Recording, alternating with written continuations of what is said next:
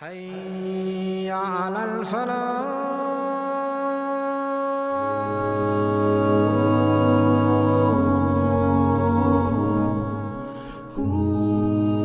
Allah does as He wills, Allah creates whatever He wills, Allah guides whom He wills, Allah deviates whom He wills, izzat, respect, Allah gives to whom He wills, and disgrace and bringing one down, Allah does to whom He wills, Allah gives wealth to whom He wills, Allah withholds wealth from whom He wills, happiness to whom Allah wills, sadness to whom Allah wills, life to whom Allah wills, death to whom Allah wills. Whatever happens, that which Allah wills will happen. It will happen in the time that Allah wants it to happen. It will happen in the manner in which Allah wants it to happen. It will not happen before Allah wanted. It will not happen after Allah wants. It will not happen more than that which Allah wants. It will not happen less than that which Allah wants. Allah is the giver of life. Allah is the giver of death. Allah is the giver of health. Allah is the giver of sickness. And that which Allah does not will, all the forces of this earth can get together. They will not ever bring it into existence. Majestic pride is my garment, is my robe. And greatness, bigness, loftiness, splendor, this is my garment. And whoever competes with me for any one of these things, then I will not look at who he is. I will throw him in the fire of hell. Why? He is the Almighty Allah. No God has the right to be worshipped but He. He is the knower of the seen and the unseen, the most merciful, the most kind. He is the Almighty Allah. He is the King of all kings. He is the pure. He is the holy, free from defects. He is the watcher over his subjects. He is the giver of peace. He is the giver of security. He is the compeller. He is the supreme. He is the creator. He is the maker. He is the fashioner. He is the bestower and the giver of forms. To Allah belong the beautiful names. He is the Almighty and He is the All-Wise. Allah complains, "Oh my slave, you have turned away from me. You have gone in some other direction. I, oh Allah, am I not sufficient for you?" Oh my slave, to whom are you turning your attention to? To whom are you turning your attention to? To something that is better than me? Sahaba of Muhammad sallallahu alaihi wasallam request the Nabi of Allah, "Oh Muhammad sallallahu alaihi wasallam, tell us, is our Allah far away? Is our Allah far away? Do we need to shout out to Him? Or is He nearby? Can we whisper to Him?" "Oh Muhammad sallallahu alaihi wasallam, my slaves are asking you about me. Tell them that I am very near. We are closer to you, closer to you. A pregnant woman carrying a child, that child is not as close to the mother as Allah is to each of His slaves. We are closer to you than your jugular vein. I will answer them. Who is there that asked from Allah and was not granted? Who is there that knocked at the door of Allah and that door was not open for them? Who is there that can make this claim? Allah is there. O insan, whenever you will call out to me, whenever you will have hope, whenever you will turn to me, Allah says, I am there. I will answer your pleas. O slave, if you sin against me and sin against me and sin against me till the whole earth, your sins fill up the whole earth, till it reaches right up till the heaven of Allah. Then once with sincerity you turn to Allah and say, "Oh Allah, forgive me." Once you will turn to Allah with sincerity, Allah says, "I will wipe away all your sins and it will not matter to you." The slave of Allah has come back to Allah. The slave of Allah has come back to Allah. Allah doesn't need us. Each and every one of you has to worship me. Your days are in ibadat, your nights are in ibadat. All of you become like Muhammad sallallahu alaihi wasallam. The collective ibadat will not increase my greatness, not one bit. Oh my slaves, if all of you have to become fajir, have to become fasik, your days are in disobedience, your nights are in disobedience, all of you become the slaves of shaitan, all of you become like shaitan, this will not diminish, this will not decrease from my greatness, not one bit. Allah is independent. Allah does not need His creation. O mankind, all of you are beggars. You can be a president, you can be a minister, you can be a millionaire, you can be a billionaire. In front of you, Allah, you are a beggar. Allah is the only one independent and Allah is the only one worthy of praise. Comes home, to Khadija radiallahu ta'ala anha, Ya Khadija, mission of Nubuwwat has been outlined. Oh Khadija, the days of sleep and rest for Muhammad sallallahu alaihi wasallam have come to an end. Oh Khadija, who am I going to invite? Who is going to listen? Who is going to listen? The weight and the worry of the whole of mankind, whole of insan, whole of jinnat had been placed on the shoulders of Muhammad sallallahu alaihi wasallam. I will be the first to take the place. From the first day, she gave everything, everything. She was the wealthiest woman in Makkah, yet the day comes that there is no food at home. Today his own ummah has forgotten his efforts. Ali radiallahu anhu says, that person who will rely on his intelligence, he will go astray. That person who will rely on his strength, he will be disgraced. That person who will rely on his wealth will run short. That person who will rely on his mind will be destroyed. That person who will rely on Allah, that person who has corrected his relationship with Allah, Allah will correct his relationship with the entire creation. He will never run short, he will never be deviated, he will never be disgraced, his intelligence will never be destroyed. Allah is sufficient, Allah is sufficient. Allah complains, oh my slave, you have turned away from me, you have gone in some other direction. I, oh Allah, am I not sufficient for you? Oh my slave, to whom are you turning your attention to? To whom are you turning your attention to? To something that is better than me? But to cry that the deen of Allah is dying. The deen of Allah is dying. That deen for which my beloved Nabi took the stones of Taif. That deen for which my beloved Nabi sallallahu alaihi wasallam underwent months and months of hunger. That deen is dying. Today to cry for that there is no one. And he used to say that until and unless the ummati of Muhammad sallallahu alaihi wasallam does not learn to cry for deen, then his tears for the Muslims will be to no avail. Oh insan, what has put you into a deception about your Rabb who is Kareem? Allah wants you to become His.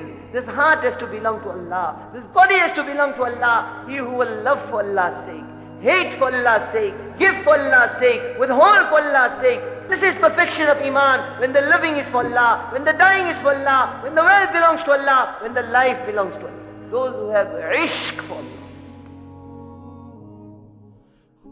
More than love, when the reliance of everything has come out and only the reliance of Allah. And Allah speaks of the basic, most fundamental level of hidayat, that whether it is beneath the earth, whether it is the minerals, whether it is the platinum, whether it is the iron ore, whether it is the gold, whether it is the silver, whether it is the surface of the earth, whether it is the mountains, whether it is the rivers, whether it is the trees, whether it is the birds, whether it is the insects, whether it is humankind, whether it is jinnat, whether it is the animals, whether it is the multitudes of creations living within the seas, whether it is the clouds, whether it is the asteroids, whether it is the comets, whether it is the planets, whether it is the sun, whether it is the stars moving upwards, the first heaven, the angels of the second heaven, third heaven, fourth heaven, fifth heaven, sixth heaven, seventh heaven, whether it is Jibreel, whether it is Mikael, whether it is Israfil, whether it is Israel, the basic, most fundamental level of hidayat, that from the earth till the arsh of Allah, everything is dead. Nothing benefits, nothing harms, nothing gives life, nothing gives death, nothing gives respect, nothing gives disgrace, nothing gives wealth, nothing gives poverty, nothing gives benefit, nothing gives harm except one Allah. Oh insan, look around you. Every single thing within the heavens and the earth, every single thing within the universe, it testifies and it bears witness to this fact, and it will remind you that Allah is the greatest and greatness belongs to the Almighty Allah alone. Look at the creation of man. When you ponder over the creation of man, when you look at the eyes with which he sees, when you look at the ears with which he hears, when you look at the nose with which he smells, when you look at the tongue with which he tastes, when you look at the hands with which he grasps, and touch and the head with which he thinks, you will realize that the greatness is for the Almighty Allah subhanahu wa ta'ala. You look at the intelligence of man, and you look at his technology, you look at his advancements, you look at the tools he possesses, yet he cannot equal and make something as simple as a spider's web. You know that the greatness is for the Almighty Allah. When you look above you and you look at these great creations of the Almighty Allah, the sun and moon, and you ponder over their fixed courses, the Quran says, never will the sun go past the moon, and never does the night outstrip the day. When you ponder over this, you realize that the greatness is for the Almighty Allah. When you look at the stars and trees, and you realize that even these stars and these trees prostrate before the Almighty Allah, and these great heavens above, even they are afraid of the Almighty Allah. When you ponder over this, you realize that the greatness is for the Almighty Allah subhanahu wa ta'ala. When you ponder of the verse of the Quran, and you realize that He provides for every single fish and animal in the ocean, He provides for every bird in the sky, He provides for every creature on land, small or big, you will realize that the greatness is for the Almighty Allah. When you ponder of the verse of the Quran, that He has let forth two seas, one sea is of salty water, the other is of sweet water, and these seas meet together. The salty water meets with the sweet water, but the salty water, it doesn't cross onto the sweet side, and the sweet water doesn't cross over to the salty side. When you ponder over this, you will realize that the greatness is for the Almighty Allah. When you look at the Niagara Falls and how it looks like a mountain of water, and then when you ponder over how the sea parted and it gave way to the likes of Sayyidina Musa alayhi salam and the Bani Israel, and how it became two mountains of water, one on either side, and according to the Torah, 600,000 people make this crossing. Who was holding that water? Mountains of water. When you ponder over this, you realize that the greatness is for Allah. He is the Almighty Allah. He is the first, there is nothing before Him. He is the last, there is nothing after Him. He is the all high, there is nothing above Him. He is the most near, nothing is more near than Him. He is the knower of all things. He is the knower of the seen and the unseen, the most great, the most high. And when you ponder over the greatness, when you ponder over the knowledge of the Almighty Allah, you will bow down in prostration, and you will recognize that greatness belongs to the Almighty Allah. Look at this earth that you live in. Allahu Akbar. Look at the size of this earth. Look at the things that Allah subhanahu wa ta'ala has created inside this earth. Then ponder over at the speed at which this earth is traveling at this moment in time. As you listen to the reminder, yet you are firm on this earth. It has no effect on you. When you ponder over this, the speed at which it is traveling, and it has no effect on those that live within it, you realize that the greatness is for the Almighty Allah. Look at this sun above you. It is a sunny day. Ponder over the sun. Look at the size of the sun. Look at the core temperature of the sun, hundreds of times bigger than this earth. When you ponder over this, you realize that the greatness is for the Almighty Allah. Then when you ponder over the solar system, you ponder over these planets that you learn about in schools, Mercury, Jupiter, Mars, Pluto, Venus, these planets, and then you ponder over that our solar system is 30,000 light years away from the center of the galaxy. You realize that the greatness is for the Almighty Allah. After this, when somebody tells you that there are solar systems bigger than our solar systems, you realize that the greatness is for the Almighty Allah. And then when you ponder and you are informed that there are millions of galaxies within the universe, you realize that the greatness is for the Almighty Allah. And then when you are informed that you sit here right now, that at this moment in time, as you listen to the reminder that this universe as it stands is being expanded by the second, when you ponder over this, you realize that the greatness is for the Almighty Allah. And after this, when somebody tells you there are 7 heavens, the distance between the first heaven and the second heaven is of 500 years. The distance between the second and the third is 500 years. The distance between the third and fourth is 500 years. The distance between the fourth and fifth is 500 years. Fifth and sixth is 500 years. Sixth and seventh is 500 years. Allahu Akbar. You will recognize that the greatness is for the Almighty Allah. And after this, if somebody was to tell you, after this comes the kursi of Allah, the distance between the seventh heaven and the kursi is of 500 years. And all these heavens put together in comparison to the kursi are nothing. They're like a ring in the desert. When you ponder over this, you will realize that greatness is for the Almighty Allah. After this comes the arsh of the Almighty Allah. The 7 heavens and the kursi put together in comparison to the arsh of Allah is nothing. It's like a ring in a desert. When you ponder over this, you will realize that there is greatness for the Almighty Allah. Then when somebody tells you there are angels carrying the arsh of Allah, and such is the state of these angels, their heads are above the 7 heavens and their feet are firm in the lowest earth, and the distance distance between the earlobe and the neck of these angels is such that it would take a bird 700 years to cover this distance. When you ponder over this, you will realize that the greatness is for the Almighty Allah. Then you open the books of hadith, and the hadith of Abu Zar comes to mind, in which the Almighty Allah subhanahu wa ta'ala himself is speaking, himself is saying, "O my servants, you were all astray except for the one I have guarded. Ask me for guidance, I will guide you. O my servants, you were all hungry except for the one I have fed. Ask me for food, I will give you food. O my servants, you were all naked except for the one I have clothed. Ask me for clothes, I will clothe you. O my servants, you all sin. You sin by day, you sin by night, you commit minor sin, you commit major sin. I am the Almighty Allah. I forgive all sins. Ask me forgiveness, I will forgive you. O my people, if every one of you that I have ever created, if you were to stand on a flat white plane, and then each and every one of you were to ask me for something, were to beg for something, and I fulfill every request that you ask me for, that would not decrease what I have with me more than the eye of a needle decreases the sea when it is put inside it." When Abu Idris would read this hadith of Rasul sallallahu alayhi wa sallam, he would fall flat on his knees, because this hadith clearly suggests that the greatness of the Almighty Allah. And when you ponder over this, you realize that greatness belongs to the Almighty Allah and Allah alone. Allah!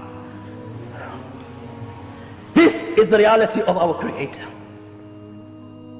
Then when you ponder over the day of judgment, this earth will be grasped in his hand, and these 7 heavens will be rolled up in his right hand, and the Almighty Allah will say on the day of judgment that I am the king, I am the king of all kings. Where are the kings of the dunya today? When nobody answers, everybody will be dumbfounded, everybody will be speechless, everybody, their heads will be on the floor, there will be prostration. When you see this on the day of judgment, you will acknowledge Allahu Akbar, Allahu Akbar. Allah is the greatest, and greatness is for the Almighty Allah.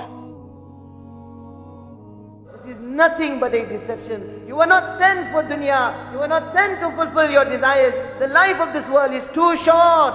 That day they will be asked, "O insan, how long did you live in this world? How many years?" That day they will say, "Oh Allah, we lived for one day." It may have been 100 years. It may have been 150 years. It may have been 200 years. They will say, "Oh Allah, the life of this dunya was one day, or a portion of one day." Those who had given themselves to Allah, those whose hearts had been filled with the love of Allah, the announcement will be made, "How much you have acquired in one day, or a portion of one day. You have earned my bounties, you have earned my honor, you have earned my mercy, you have earned my Jannah."